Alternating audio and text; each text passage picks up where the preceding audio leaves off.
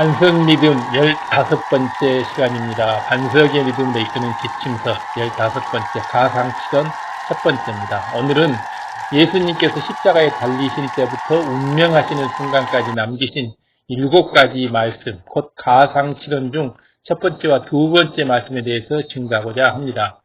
제1은 아버지여 저희를 사하여 주옵소서 자기의 하는 것을 알지 못함이니이다.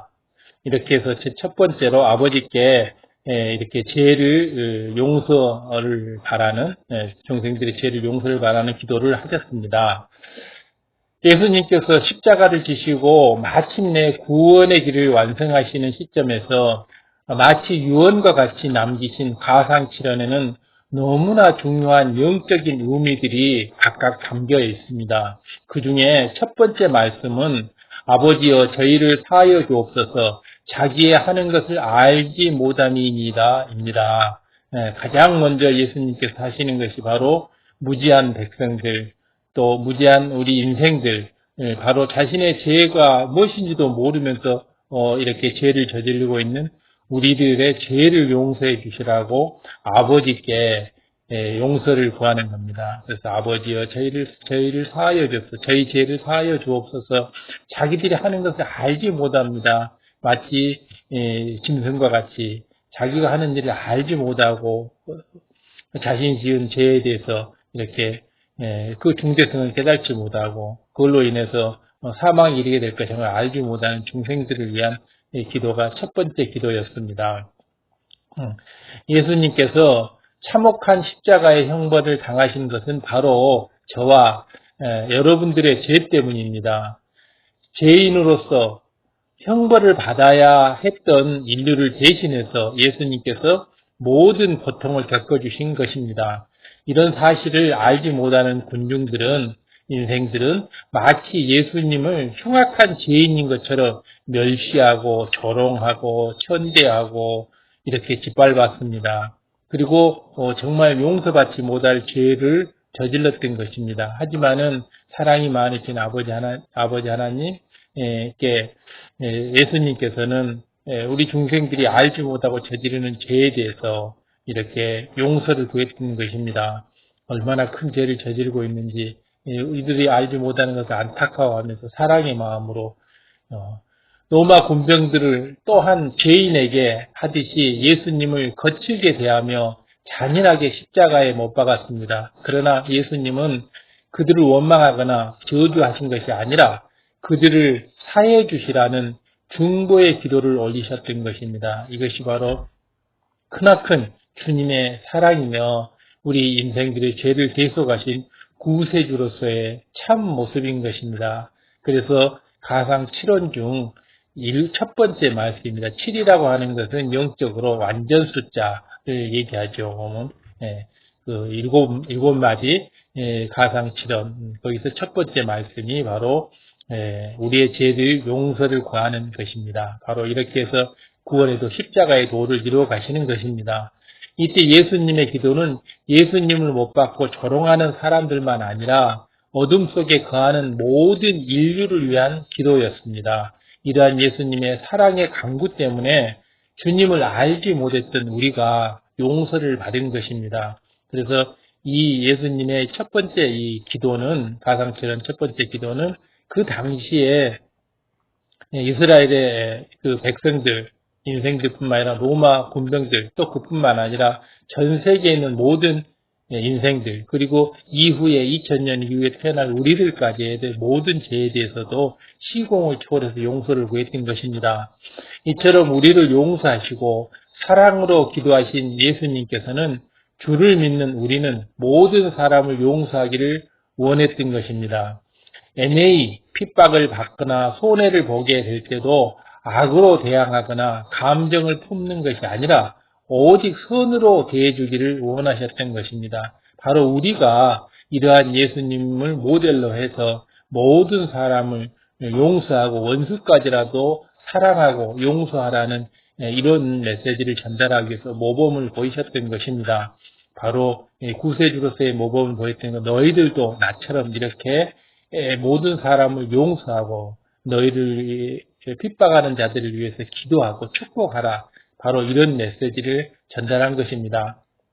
마태복음 5장 44절에서 45절에 보면 너희 원수를 사랑하여 너희를 핍박하는 자를 위하여 기도하라. 이같이 한즉 하늘에 계신 너희 아버지의 아들이 되리니 이는 하나님이 그 해를 악인과 선인에게 비추게 하시며 비를 의로운 자와 불의한 자에게 내리시움이니라 하셨습니다.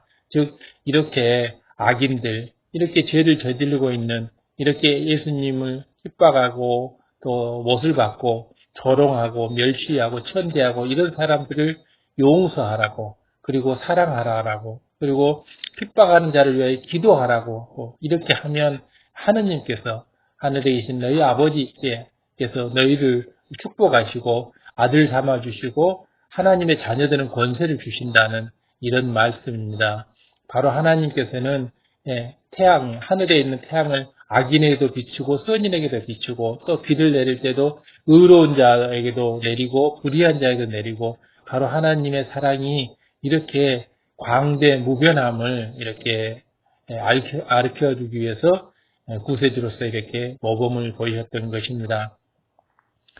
가상칠언 중 제1언이 죄사함이라고 하는 건 굉장히 중대한 의미를 지니고 있습니다. 하나님의 아들 예수님께서 원수까지도 사랑하여 생명을 주신 것처럼 우리도 제자된 우리도 크리스찬 우리 모두는 원수를 사랑하고 핍박하는 사람들을 위해서도 우리를 핍박하는 사람을 위해서 기도할 때 예수님처럼 하늘의 아들로 하나님의 아들로 인정받는다는 이런 말씀을 전달해 주신 것입니다. 우리가 크리스찬으로서 나를 핍박하는 자, 나를 애매히 모함하는 자, 나를 괴롭히는 자, 나를 원수처럼 대하는 자도 역시 사랑하고 핍박하고 그들을 위해서 기도하고 축복 기도를 하고 중보 기도를 할 때 하나님께서는 우리를 아들 삼아주시고 자녀 삼아주시고 축복해 주신다는 것입니다. 이 얼마나 크신 사랑입니까? 여러분들은 원수도 아닌데 이웃이나 형제를 미워한 적은 없으십니까? 주기도문을 보면 우리가 우리에게 죄 지은 자를 사하여 준 것 같이 우리 죄를 사하여 주옵시고라고 했습니다. 우리는 매일매일 주기도문을 하루 3차례씩 이렇게 외웁니다. 그래서 우리가 우리에게 죄 지은 자를 사하여 준 것 같이 우리 죄를 사하여 주옵시고라고 하면서 우리는 아버지 하나님께 그렇게 하면서 이렇게 기도를 하면서 우리가 우리에게 죄 지은 자를 용서하지 않고 축복하지 않고 기도하지 않으면 매일 거짓말을 하는 것이 되잖아요. 분명히 우리가 주기도문을 할 때 우리에게 죄 지은 자를 우리가 사해 준 것처럼 아버지 하나님께서 우리 죄를 사해 주시라고 이렇게 하고 있으면서 우리가 용서하지 않으면 안 되겠죠. 자신은 형제를 용서하고 사랑하지 못하면서 않으면서 어떻게 하나님께 내 자신의 죄를 용서하시고 사랑해 주시기를 구할 수가 있겠습니까? 그러니 구세주를 십자가에 못 박고 조롱하는 죄인들까지도 사랑하신 예수님을 본받아야 할 것입니다. 바로 이런 사랑의 모델 케이스가 되어주신 예수님을 우리는 가슴 깊이 새기며 언제나 이 십자가의 가상치던 제1은 저들이 하는 짓이 알지 못하고 저렇게 죄를 저지르기 때문에 용서하여 주시라고 이렇게 기도를 해야 하는 것입니다. 바로 용서와 사랑과 용서가 크리스찬의 가장 큰 덕목인 것이 바로 여기에 있습니다. 우리도 형제를 사랑하며 원수까지도 용서하고 사랑할 수 있어야 하겠습니다. 다음 제2연으로 내가 진실로 내게 이르노니 오늘 내가 나와 함께 낙원에 있으리라. 내가 진실로 내게 이르노니 오늘 내가 나와 함께 낙원에 있으리라. 그래서 이제 그 당시 예수님과 함께 십자가에 못 박혔던 양편의 강도 2사람이 있었는데 그 중에 한 사람, 자신의 죄를 뉘우치고 예수님을 주님으로 영접한 한 사람에게 구원의 손길을 내미는 것을 이렇게 볼 수가 있습니다. 이것이 두 번째 말씀입니다. 이 두 번째 말씀은 누가복음 23장 42절에서 43절에 나옵니다. 가로되 예수여 당신의 나라에 임하실 때 나를 생각하소서 하니 예수께서 이르시되 내가 진실로 내게 이르노니 오늘 내가 나와 함께 낙원에 있으리라 이렇게 하셨습니다. 바로 그날 처형장에서 저행당한 강도 한 사람에게 바로 구원의 손길을 내밀었던 것입니다. 첫 번째가 시공을 초월해서 모든 인생들의 죄사함을 기도했고, 첫 번째 말씀이, 두 번째 말씀은 바로 낙원에 있으리라. 바로 회개한 사람에게 낙원에 천국으로 이끄는 이 구원의 손길을 내미는 것을 볼 수가 있습니다. 제2번이 낙원으로 이끄는 구원의 손길이었습니다. 예수님께서 십자가에 달리셨을 때 예수님의 좌우편에는 강도들이 십자가의 형벌을 받고 있었습니다. 그중 한 강도는 예수님을 향해서 내가 그리스도 아니냐? 너와 우리를 구원하라고 조롱했습니다. 한편 강도는 이 죽음의 순간까지도 회개하지 못하고 자신의 저지른 죄를 회개하지 못하고 예수님을 조롱했습니다. 하지만은 다른 한편의 강도는 달랐습니다. 바로 이 회개하는 강도들에게 구원의 손길을 내민 거죠. 이때 반대편의 강도는 내가 동일한 정죄를 받고서도 하나님을 두려워 아니하느냐, 이렇게 이제 한편 강도를 꾸짖는 거죠. 우리는 우리의 행한 일에 상당한 보응을 받는 것이니 이에 당연하거니와 이 사람의 행한 것은, 예수님이 행한 것은 옳지 않는 것이 없느니라라고 꾸짖습니다. 바로 주님의 행한 것, 주님의 공생애가 옳은 일임을, 우리 중생들을 위해서 행한 옳은 일임을 바로 인정을 하시고 마음으로 믿고 입으로 시인하신 것입니다. 이것이 바로 구원받는 요체이죠. 그래서 두 번째 말씀이 바로 구원의 메시지입니다.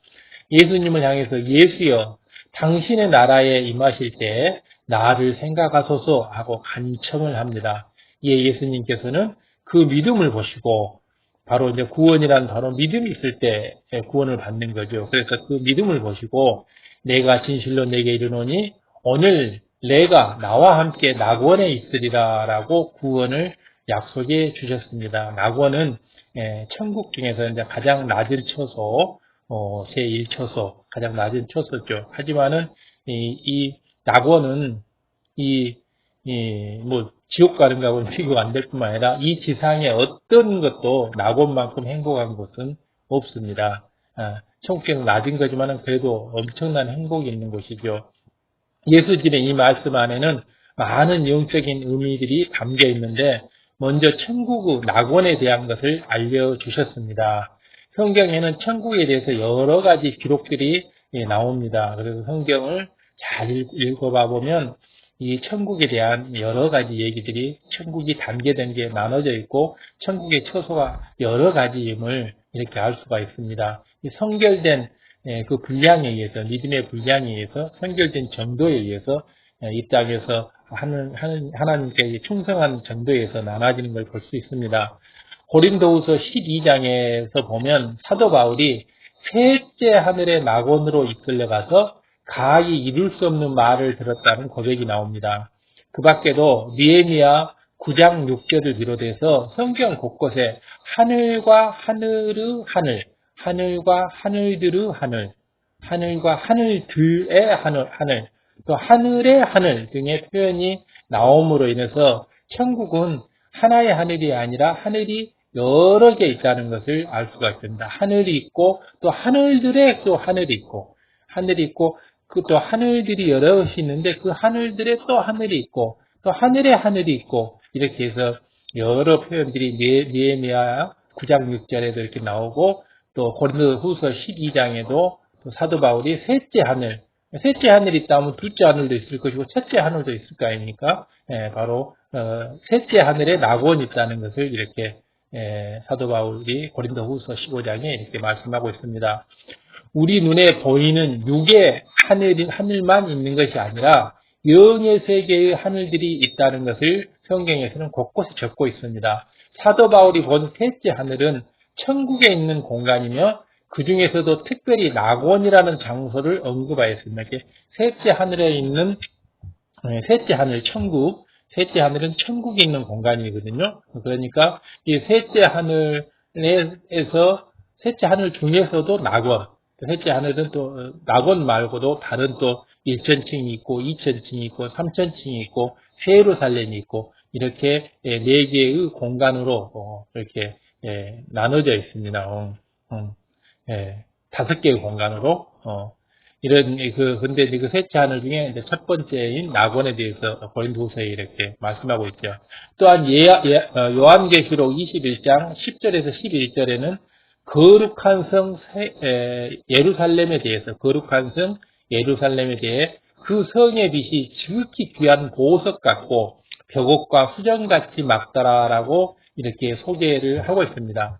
새 예루살렘을 천국 안에서도 특별히 거룩하고 영광스러운 성으로 홀리시티라고 이렇게 표현하고 있죠. 영광스러운 성으로 이렇게 설명을 하고 있습니다. 그러니까 셋째 하늘에 있는 여러 천국의 초소 중에 가장 좋은 천국이 바로 거룩한 성 예루살렘, 새 예루살렘이 마치 이렇게 신부를 단장을 하고 신랑을 기다리는 성처럼 우리를 기다린다, 이런 내용들이 요한계시록에 나오죠.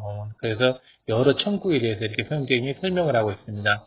이를 통해서 천국 안에서도 낙원이나 새 예루살렘 등 처소들이 구분되어 있는 것을 볼 수가 있습니다. 예를 들어 요한계시록에 나오는 새 예루살렘은 천국 중에서도 가장 윗단계의 천국입니다. 그래서 가장 좋은 천국이죠. 그래서 우리는 이 가장 좋은 천국 새 예루살렘을 사모하면서 이 땅에서 이렇게 열심히 충성하면서 마음을 영으로, 온 영으로 하나님을 닮은 마음 영, 하나님을 완전히 닮은 영의 마음 온 영으로 이렇게 나아가야 할 것입니다. 가장 낮은 천국 낙원에 가서 구원받는 것도 중요하지만은 더 높은 것을 사모해야 할 것입니다. 여기에는 주님의 형상을 닮아 모든 죄와 악을 온전히 벗어버리고 온 집에 충성한 사람들이 들어갈 수 있는 곳, 그것이 천국 처소 중에 가장 좋은 거룩한 성 예루살렘, 즉 새 예루살렘 성입니다. 이것이 바로 천국 중에서 가장 최고의 곳이죠. 주님의 형상을 온전히 닮은 사람이 가는 곳, 죄와 악을 온전히 벗어버린 사람이 가는 곳, 온 집에 충성한 사람이 가는 곳. 그래서 본문에 구원받은 강도의 경우에는 죽기 직전에 주를 영접했기 때문에, 주를 믿고 영접했기 때문에 하나님 나라에 대해서 이렇게 충성한 것이 없기 때문에 가장 낮은 처소, 간신히 이렇게 구원만 받는 사람들이 가는 곳, 낙원에 간 겁니다. 그러니 마음의 죄악을 벗어버릴 시간도 없었고 주를 위해서 충성한 것도 없이 구원의 자격만 간신히 얻었을 뿐입니다. 주님을 영접했기 때문에 구원의 자격만 간신히 얻은 거죠. 믿음으로 심은 것도 없고 행한 것도 없으니 이런 사람들은 예수님께서 말씀하신 낙원에 가게 되는데, 낙원은 천국 중에서도 가장 낮은 처소입니다. 가장 낮은 처소. 그래서 물론 이렇게 천국에 간다고 하는 것은 굉장히 구원받아서 얼마나 기쁘고 다행스러운 일이지만은 그래도 낙원에 가는 것은 부끄러운 구원이죠. 부끄러운 구원. 하나님 나라를 위해서, 주님을 위해서 어떤 일도 하지 않고 전도도 하지 않고 충성도 하지 않고 하나님 나라와 의를 위해서 하지 않고 단순히 주님만을 영접해서 간 곳이죠. 낙원과 새 예루살렘 사이에는 천국이 여러 단계로 나누어져 있어서 각 사람의 마음이 성결된 정도에 따라서, 또한 믿음과 충성에 따라서 거하는 처소가 각각 나눠져 있고, 그래서 천국은 5개의 이런 처소로 나눠져 있습니다. 이렇게 천국이 분류되어 있는 것은 이것이 바로 공의에 합당한 것이기 때문입니다. 그래서 이 땅에서 태어나서 간신히 구원받는 사람이 가는 낙원과, 다음에 온전히 충성해서 온전한 영의 마음을 이루어서 온전히 주님을 위해서 충성하고 주님처럼 이렇게 원수도 사랑하고 이렇게 했던 사람이 가는 최고의 천국 예루살렘, 이렇게 나눠져 있는 거죠. 무엇으로 심든지 그대로 거두게 하시는 것이 하나님의 공의이며 영적의 법칙이죠. 사람이 행한 대로 갚아주시는 것이 바로 하나님의 공의입니다. 그래서 하나님은 공의와 사랑 두 가지 법칙을 가지고 모든 것을 인간경작을 하시죠.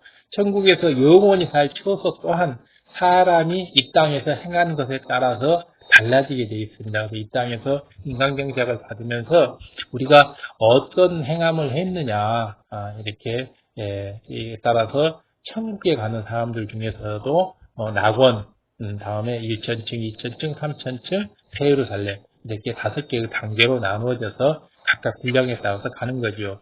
곧 이 땅에서 우리가 얼마나 죄를 버리고 얼마나 거룩하신 주님의 형상을 닮았는가에 따라 천국의 처소가 달라지는 것입니다. 이 각각의 처소마다 그 안에 거하는 사람들의 영광이 전혀 다르며 상급과 행복과 권세가 전혀 달라집니다. 그러니까 천국에 가서도 느끼는 그 행복의 양, 질, 그 기쁨, 또 하늘나라에서 그 권세, 이런 것들이 완전히 달라지는 거죠. 그리고 아버지 하나님, 또 주님과 얼마나 가까이 갈 수 있는 건지, 얼마나 더 자주 뵐 수 있는 건지, 이런 것들이 굉장히 달라지는 거죠. 그래서 예를 들어서 낙원에 있는 사람들은 구원은 받았지만은 주님과 아버지 하나님을 뵐 기회가 거의 없는 거죠. 고린도전서 15장 41절에서 42절에서 해의 영광도 다르며 달의 영광도 다르며 별의 영광도 다른데 별과 별의 영광이 다르도다. 죽은 자의 부활도 이와 같으니 썩을 것으로 심고 썩지 아니할 것으로 다시 살며 하신 말씀이 이대로입니다.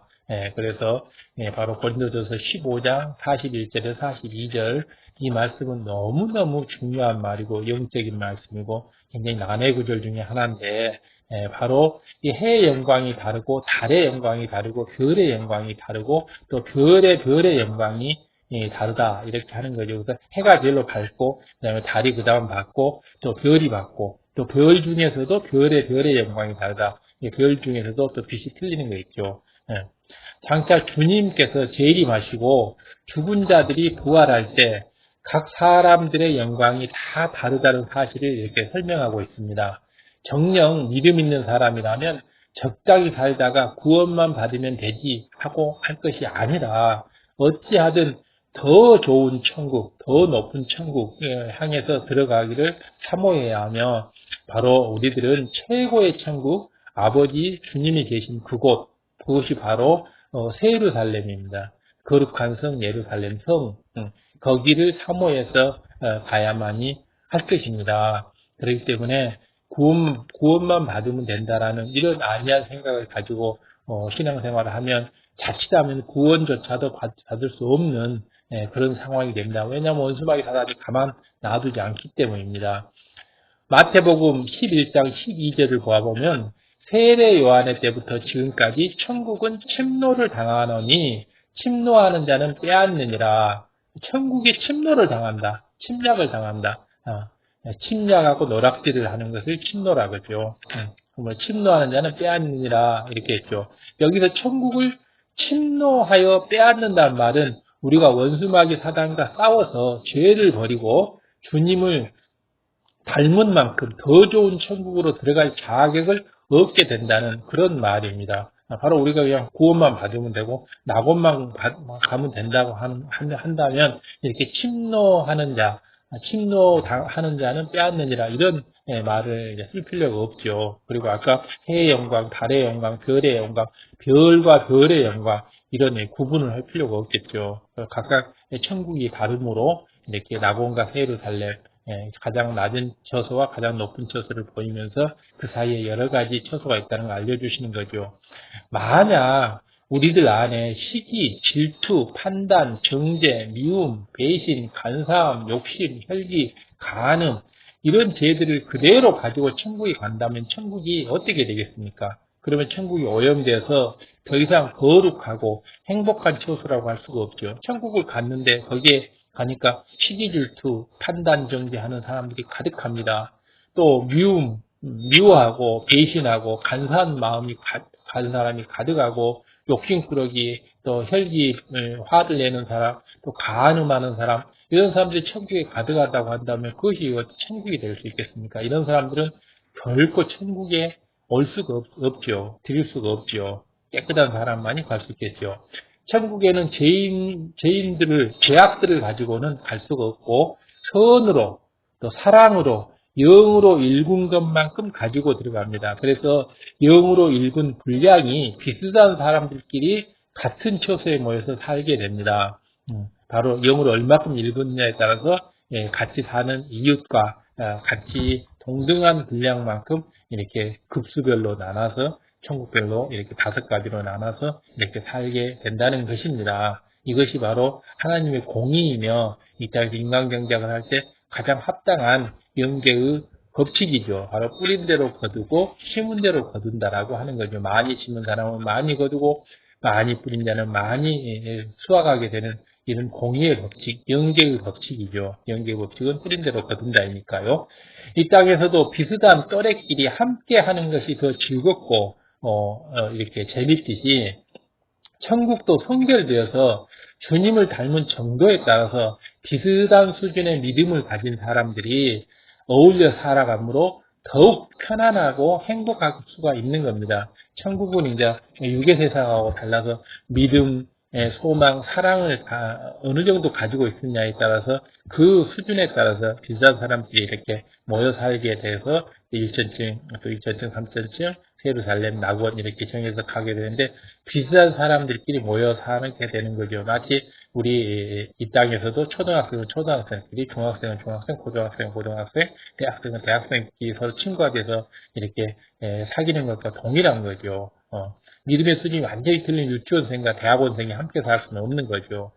예수님께서는 강도에게 오늘 내가 나와 함께 낙원에 있으리라 이런 말씀을 하셨죠. 이거 두 번째 말씀이죠. 이 말씀은 예수님께서도 낙원에 가신다는 그런 의미는 아닙니다. 가장 낮은 처소가 낙원인데 천국에서 가장 낮은 5번째 중에서 제일 첫 번째 가장 낮은 처소가 낙원인데 예수님께서 낙원에 가신다는 말이 아니고 이 강도가 낙원에 간다라는 이런 말입니다.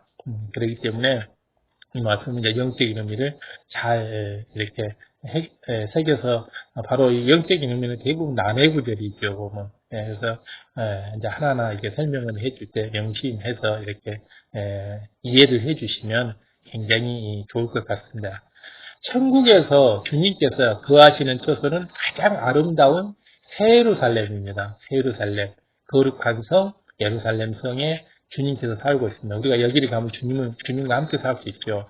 그러나 주님은 천국 전체의 주인이시므로 천국의 모든 일을 알고 계시고 또 천국 전체를 통치하시게 되므로 이렇게 말씀하신 겁니다. 그래서 낙원도 물론 주님께서 이렇게 통치하시는 곳이기 때문에 낙원으로 이렇게 배정해 주는 거죠. 대기 자리를, 집을, 처소를 마련해 주는 거죠.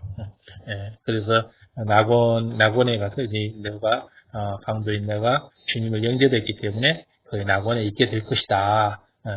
그런데 이제 예수님은 이제 예루살렘에 있는 거지만은 전체적으로 천국을 관장하시는 분이기 때문에 그래서 여기서 오늘이라는 것도 십자가에 달리신 바로 그날 예수님께서 낙원에 가신다는 그런 말이 아니고요. 예수님과 하나님께서는 시공을 초월해서 이렇게 모든 일을 역사하시지 않습니까? 시간과 공간을.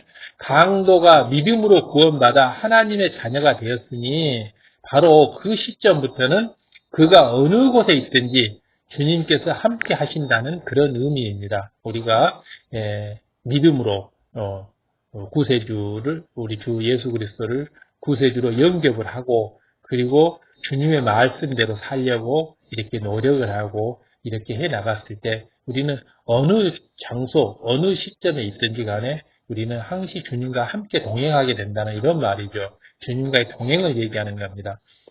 우리도 주를 영접하고 구원받은 그날로부터 주님께서 우리를 항상 기억하시고 함께 동행해 주시는 거죠. 주님과 동행하는 삶을 살게 되는 거죠. 자, 이것이 두 번째 말씀이고, 자, 이제, 세 번째로 위등부의 영들에게 복음을 전파하시는 예수님에 대해서 이렇게 증거를 좀 해보도록 하겠습니다. 예수님께서는 그 위등부에 가서, 거기 있는, 대기하고 있는 영들이 있어요.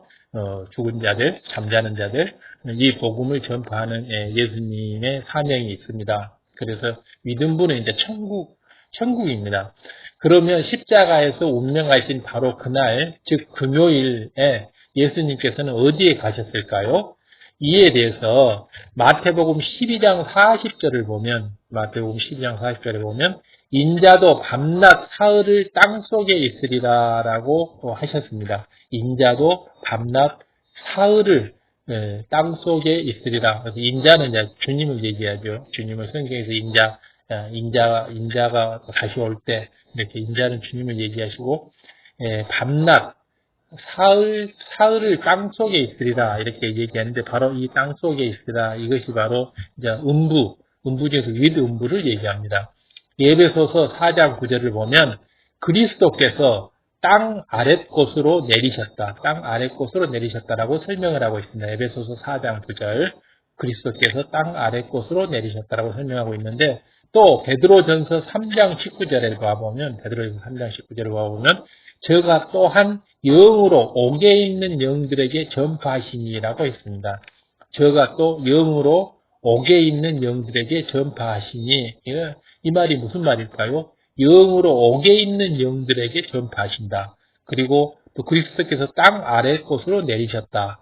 이렇게 그리고 또 밤낮 사흘을 그곳에 있으리라. 이렇게 얘기했어요. 이런 말들은 전부 무슨 의미일까요? 굉장히 난해구절이 되겠죠. 예수님께서는 십자가에서 운명하신 후 낙원이 아닌 옥에 있는 영들에게 가셔서 복음을 전파하셨다는 것입니다. 여기서 옥에 있는 영들은 굉장히 중요한 겁니다. 옥에 있는 영들은 바로 예수님께서 십자가를 지고 구세주가 되시기 전에 그리스도가 되시기 전에 죽은 영혼들 중에서 구원받을 수 있는 영혼들을 의미합니다. 그러니까 주님을 영접해야지 예수 그리스도를 영접해야지 예수 그리스도를 영접해야지만이 구원을 받을 수가 있게 되는데 예수님이 태어나시기 전 예수님께서 그리스도가 되시기 전에 죽은 영혼들은 주님을 영접할 수가 없기 때문에 위든부에 가서 대기하고 있었던 겁니다. 주님을 기다리고 있었던 거죠. 주님을 영접하려고. 하나님의 사랑을 알면 이 말씀을 잘 이해할 수가 있습니다. 우리가 구원받기 위해서는 오직 예수 그리스도를 믿음으로 죄사함을 받아야 합니다. 그리스도, 구세주를 믿음으로써 예수님이 구세주로 오셨다는 것, 구세주라는 건 말씀이 육신이 되어 왔다는 것을 이것을 믿는 사람이 바로 죄사함을 받을 수가 있습니다. 그러는데 예수님께서 그리스도가 되시기 전에 죽은 사람들, 또 예수님이 태어나기도 전에 죽은 사람들, 이런 사람들을 위한 거죠. 예수 그리스도의 보혈만이 우리를 모든 죄에서 깨끗하게 하고 구원의 길을 열어주실 수 있는 것입니다. 그러면 예수님께서 오시기 전에 예수 그리스도를 알지 못하고 죽은 사람들이나 예수님 이후에도 복음을 한 번도 듣지 못해서 믿지 못한 사람들은 다 지옥으로 가야 할까요? 그렇지 않죠. 기회는 아버지 하나님께서 공평하게 주시는 거죠. 보면 예수님 이전에 죽은 사람이나 또 예수님 이후에 태어난 사람이나 또 예수님을 한 번도 이렇게 전도를 받지 못한 사람이나 이런 사람들도 모두 공평하게 구원의 기회를 주시는 것이 아버지 하나님이십니다. 하나님은 사랑과 공의, 모든 사람에게 의로운 공의, 사랑과 공의의 하나님이시므로 모든 사람이 구원에 이르기를 원하십니다. 모든 사람이 진리를 알고 구원받기를 원하신다고 성경에 나와 있죠. 그러므로 비록 주님 이전의 사람이나 복음을 듣지 못한 사람들을 위해서도 예수 그리스도로 인해 구원을 받을 길을 예비해 두셨던 것입니다. 아버지 하나님께서는 이런 사실을 모두 알고 있기 때문에 주님 이전에 죽은 사람들 그리고 주님 이후에 태어난 사람이라 할지라도 복음을 전혀 들을 수 없는 어디 뭐 아프리카 오지라든지 뭐 어디 북한이라든지 이런 곳이 있겠죠. 복음을 전혀 듣지 못한 사람들 중에도 선한 마음 가운데 창조주 하나님을 인정하고 선하게 살아가는 사람들이 있기 마련입니다. 로마서 2장 14절에서 15절을 보면 율법 없는 이방인이 본성으로 율법의 일을 행할 때는 본성, 본래의 마음, 양심으로 율법의 일을 행할 때는 이 사람은 율법이 없어도 자기가 자기에게 율법이 되나니 율법이 있어야지만 이것이 선인지 악인지 법을 어겼는지 법을 잘 지켰는지를 알 수가 있는데 이 율법이 없는 이방인들은 바로 양심, 자기가 가지고 있는 본성이 바로 율법이 된다는 것입니다. 이런 이들은 그 양심이 증거가 되어서 그 생각들이 서로 혹은 송사하여 혹은 변명하여 그 마음에 새긴 율법의 행위를 나타내는 것이니라 라고 이렇게 적고 있습니다. 이처럼 사람에게는 누구에게나 양심이 있어서 선한 사람은 하나님을 알지 못한다 해도 양심의 소리를 좇아서 선량하게 살아갑니다. 바로 이런 사람들에게 주님을 알지 못했다 할지라도 구원의 기회를 주시는 것입니다. 물론 양심이라고 해서 다 올바른 건 아니지만은 그래도 선한 부분이 있기 때문에 그렇죠. 악에 물들지 않으려고 애쓰며 나름대로 선하게 살기 위해서 노력하는 것이죠. 자기 욕심을 쫓아서 헛된 우상이나 귀신을 숭배하는 것이 아니라 막연하게나마 한 분이신 조물주를 인정하며 사람의 도리를 좇아 살아가는 이런 사람들에게는 비록 주님을 알지 못해서 영접하지 못했다 할지라도 이렇게 구원의 기회를 주시는 것이 바로 공의의 하나님이십니다. 이런 사람들이 전혀 주님을 알지 못하고 죽었을 때 바로 지옥을 간다면 좀 억울하지 않겠습니까? 그래서 그런 사람들에게 기회를 주는 거죠. 만약 이런 사람들이 복음을 들었다고 한다면 당연히 예수 그리스도를 주로 영접했을 것입니다. 이런 선한 마음을 가진 사람들은. 반면에 아무리 선하게 보인다 해도 복음을 듣고도 믿지 않는 사람은 그 양심이 악하여 구원을 받을 수가 없는 사람이죠. 우리가 전도를 해보면 알지 않습니까? 어떤 사람들은 굉장히 선해서 순수하게 주님의 영접하고 이렇게 받아들이는 반면 또 악한 사람들은 굉장한 이런 그 하나님의 권능, 간증을 이렇게 해도 우리가 질병이 치료됐다는 간증, 또 가난이 해결돼서 부자가 됐다는 간증, 이런 것들을 해도 안 믿어요. 이런 사람들이 있죠. 사람은 다른 사람의 양심을 밝히 알 수 없지만은 전지전능하신 하나님께서는 모든 사람의 마음과 행위를 아십니다. 모든 마음을, 중심을 관찰하신 분이잖아요. 따라서 예수님께서 오시기 이전의 사람들 중에서도 만약 복음을 들었다면 믿었을 만한 양심을 구별해 내줄 수가 있는 것입니다. 아버지 하나님은 능히 이러한 권능을 가지고 계시죠. 그러니까 바로 이런 사람들을 미리 구별해서 이런 사람들에게 주님을 알게 하시고 주님의 이렇게 복음을 전달함으로 인해서 구원을 받게 하시죠. 그러므로 우리가 이런 선한 마음을 가진 사람들을 우선적으로 전도해서 하루라도 빨리 주님을 구세주로 영접하고 이 땅에 있는 동안 더 많은 상급을 쌓을 수 있도록 이렇게 전도하는 것이 굉장히 중요한 일입니다. 누가복음 16장에 보면 부자와 거지 나사로의 비유가 나옵니다. 하나님의 말씀대로 살지 않는 부자는 죽어서 음부의 불 속에서 고통을 받게 되지만 이 음부는 아랫 음부를 얘기하죠. 여태까지 윗 음부에 대해서 얘기를 했는데 아랫 음부 불 속에서 고통을 받지만은 하나님을 경외했던 나사로는 아브라함의 품에서 안식을 누리게 됩니다. 바로 윗 음부를 관장하고 있는 것이 바로 아브라함 선지자죠. 아브라함 선지자가 바로 주님이 오실 때까지 이 위등부에서 이 주님을 영접하지 못한 이 영들을 관리하고 있는 겁니다. 이때 부자가 고통을 받고 있는 곳은 아래 음부이고 나사로가 안식을 하는 곳은 윗 음부입니다. 아래 음부는 어둠의 영역으로 지옥의 일부이며 윗 음부는 천국과 마찬가지로 빛에 속한 영역입니다. 그래서 음부도 아래 음부와 윗 음부로 이렇게 나눠지게 되었다는 것. 그리고 아래 음부는 이제 지옥의 사자들이 관장을 하고 윗 음부는 아브라함이 관장을 하고 있다는 겁니다. 그래서 이 고통받는 부자는 아래 음부에 있고 나사로는 윗 음부에서 안식을 하면서 주님을 기다리고 있었던 것입니다. 그래서 바로 이러한 곳에 주님이 이제 가신 것이죠. 이것이 바로 옥에 있는 영들이라고 하는 이런 난해 구절입니다. 예수님께서는 십자가에서 운명하신 후 옥의 영들, 곧 위등부의 영혼들을 찾아가셨던 것입니다. 사도행전 4장 12절을 보면 다른 이로서는 구원을 얻을 수 없나니 천하 인간의 구원을 얻을 만한 다른 이름을 우리에게 주신 일이 없음이라고 말씀하신 대로 아무리 선하게 살고 아무리 창조주 하나님을 인정하면서 살았다 할지라도 이게 구세주를 영접하지 못한 사람은 이렇게 구원을 얻지 못하고 위등부에서 이렇게 대기를 하고 있는 겁니다. 그 이유는 뭐냐 그러면 사도행전에 나와 있다시피 단 예수님 한 분만이 구세주이기 때문에 다른 사람에게 이 구세주의 자격을 준 적이 없다라고 하신 겁니다.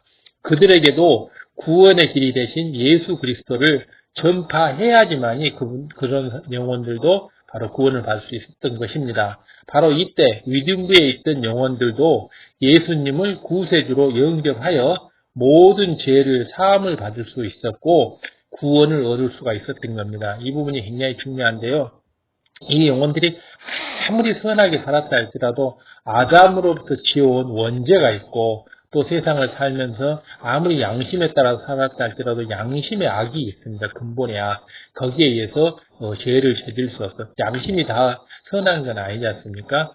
그래서 이 죄를 지은 것이기 때문에 그러한 죄를 주님을 영접함으로써 죄사함을 받아야 했기 때문에 주님의 보혈로 그 죄를 씻음을 받아야지 구원을 받을 수 있었기 때문에 바로 위등부에서 영혼들이 대기하고 있다가 주님이 영접함으로 주님이 금요일날 이렇게 위등부를 감으로 인해서 주님의 말씀을 듣고 바로 구세로 영접을 해서 천국으로 가게 되는 것입니다. 예수님께서는 십자가에 달려 운명하시는 마지막 순간까지도 모든 인류를 위한 사랑의 강구를 하시고 주를 영접한 강도에게 구원을 약속하시며 천국에 대한 소망의 말씀을 주셨습니다. 그래서 이 십자가의 구원의 도를 공부해 감에 있어서 이 가상칠언은 너무나 중요한 말입니다. 주님의 유언이죠. 십자가에서 마지막 구세주로서의 마지막 자격을 갖추시는 그 순간에 우리에게 남기신 7마디의 그 유언은 너무 중요한 얘기입니다. 사는 사람도 유언은 중요하잖아요. 근데 구세주의 유언은 얼마나 중요하겠습니까? 예수님께서는 오직 우리를 구원하여 천국으로 인도하시기를 간절히 원하신 마음으로 이 가상 7원 7마디의 말씀을 하신 것입니다. 그래서 지금도 주님께서는 우리를 위해 처소를 천국에서 예비하시고 계시며 주님의 지휘 아래 모든 천사들이 열심히 장차 우리가 거하게 될 집들을 처소를 짓고 단장하고 만들고 꾸미고 있는 것입니다. 얼마나 기쁘고 얼마나 행복한 일입니까? 그래서 주님이 이 땅에 와서 이런 구원에도 공생애를 다 마치시고 지금 이제 천국에 가셔서 천국에서 천사들을 데리고 우리들이 구원받을 우리들이 처할 처소를 예비하고 계시는 것입니다. 너무 감사하고 너무 고마운 일이죠. 이 은혜를 잊어서는 안 되겠습니다. 그리고 이 가상칠언은 너무너무도 중요한 얘기고, 가상칠은 7마디라는, 7은 완전 숫자거든요. 그래서 우리에게 완전 숫자 7의 유언을 이렇게 남기신 것입니다. 이게 너무 중요하기 때문에 우리는 한마디 한마디를 그 영적인 의미를 깊이 깨달아서 신앙의 근본으로 삼아야 할 것입니다. 이처럼 우리를 구원하기 위해 생명까지 주시고 항상 좋은 것만 주시기를 원하시는 주님의 사랑을 밝히 깨달아서 이 사랑에 감사하며 감사의 향을 올리고 또 우리가 이런 사랑을 받았음을 기뻐하고 사랑을 받으면 기뻐해야 되잖아요. 행복해하고 그리고 날마다 더 좋은 천국을 침노해 가기를 우리 주님의 이름으로 축원드립니다. 이 천국을 침노하는 것은 성경에 나와 있는 얘기고 더 높은 천국을 침노해 갈 수 있도록 우리에게 이렇게 여러 가지 길을 일러주시고 바로 이것이 하나님의 마음이고 바로 주님의 마음입니다. 뜻이고요. 그래서 우리가 이러한 것을 깨달아서 이 하늘과 하늘들의 하늘, 또 해의 영광, 달의 영광, 별의 영광, 또 별과 별의 영광이 다르다는 것을 우리가 성경을 통해서 밝히 깨달으시고 더 좋은 천국을 향해서 기왕이면 낙원보다는 더 가장 좋은 천국, 최고의 천국, 거룩한 성 예루살렘, 새 예루살렘을 향해서 그곳에 주님이 계시고 아버님이 계시기 때문에 그곳을 향해서 갈 수 있기를 이렇게 주님의 이름으로 축원드립니다. 이것이 바로 주님이 가장 기뻐하시는 일이고 또 우리가 또 주님의 은혜에 보답하는 길이 됩니다. 그렇기 때문에 이 주님이 이 십자가상에서 그 고통스럽고 그 힘든 그 마지막 그 고통스러운 순간에 7마디, 우리들을 위해서 7마디 가상 7원, 십자가에서 하는 말씀, 가상 7원을 남겼다고 하는 건 너무나 중요한 얘기고 주님의 유언이기 때문에 이 한마디 한마디를 우리는 전부 마음에 새기고 이것을 이대로 실천해야 되겠습니다. 그 일언과 이언을 오늘 공부를 했는데 그 일언이 모든 사람들의 죄를 사하는 기도를 했다는 우리도 역시 원수까지도 사랑하고 난 핍박하는 자를 위해서 기도하는 이런 마음을 가져야 할 것이고 그다음에 두 번째로는 어떤 일이 있더라도 바로 구원만큼은 꼭 받아야 된다고 하는 것. 그리고 낙원에 있으리라고 했잖아요. 반드시 구원을 받아야 되고 또 구원을 받는 것에 그치지 않고 천국은 침노하는 것이라고 그랬기 때문에 더 높은 천국, 1천층, 2천층, 3천층 그리고 최고의 천국인 주님이 계시는 새 예루살렘까지 이렇게 침노해 가는 이러한 신앙 생활을 해나가는 것. 이것이 바로 주님을 진정으로 사랑하는 크리스찬의 모습이 될 것입니다. 그래서 가상칠은 일언과 이언에서 주는 이러한 의미를 우리는 밝히 깨달아서 왜 일언과 이언에 바로 모든 사람의 죄를 용서받기를 원하고 또 반드시 구원받기를 원하는 이런 일언과 이언을 하셨는지 그 주님의 마음을 헤아려야 됩니다. 가장 중요한 얘기죠. 보면 일언과 이언, 바로 죄사함을 받는 것, 다른 사람 원수들까지도 사랑하고 용서해 주는 것, 그리고 우리가 반드시 구원을 받아야 한다는 것. 이것이 바로 주님이 십자가상에서 남긴 첫 번째, 두 번째 가장 중요한 얘기입니다. 일곱의 그 유언이 다 중요하지만은 첫 번째, 두 번째 이 중요한 얘기를 오늘 이렇게 공부를 한 겁니다. 그래서 이걸 마음에 새기면서 반드시 주님이 남기신 이 유언을 우리는 이루어 드려야 할 것입니다. 마음에 새기고 꼭 우리 주님의 올바른 제자로 나아가기를 부탁드리겠습니다. 시청해 주셔서 감사드리고 구독, 좋아요, 알람 설정 부탁드립니다.